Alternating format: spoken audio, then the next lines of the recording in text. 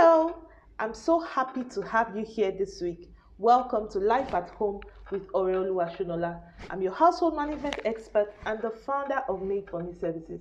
Weekly, I share these videos because I want to help you simplify and strengthen the systems in your home so that your home can run seamlessly without overwhelming you and it can thrive without you having to micromanage every of the day-to-day activities in your home.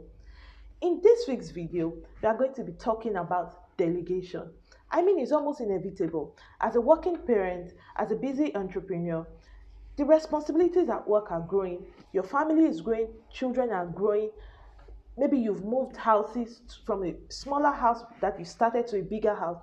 And so the demands on managing your home has also increased. And so at a point, you start to consider delegation. So, what is delegation?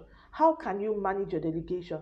I want you to change the perspective you have towards delegation so that once you have a better perspective, you can begin to approach it in a better way and maybe even experience excellent results than you have previously experienced as you delegate the chores in your home.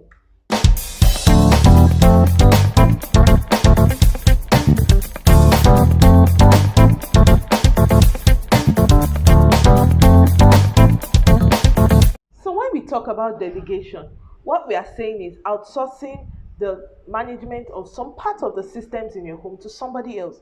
Because of course you don't have the time to handle it by yourself anymore. Or even if you have the time, you want to spend that time doing some other things that you deem more productive, right? So when you decide to get a domestic staff, for many people, what comes to mind is that you are delegating your home management. But that's not the case because home management as a whole comprises of a lot of systems, right? You have the kitchen management, you have the childcare, you have vendor management, you have laundry, right? You have different aspects. Some people even go as far as having gardening, right? You have different aspects of managing your home. So when you decide to do delegation, I want you to start to see it as one of the systems that make your home management what it is. What this then means for you is that when you decide to get a domestic staff, you are not actually delegating home management. You're only delegating some systems. So you're still a participant.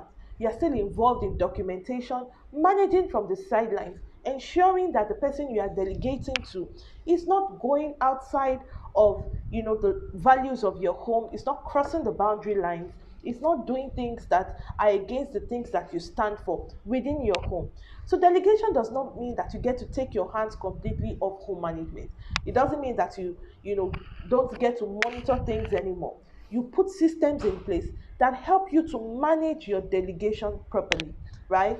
I like to look at delegation as a system that is part of home management. Just like you have kitchen management, and in your kitchen management, you have meal planning, you have market runs, you have management of your store to ensure that you are not having expired things in the house.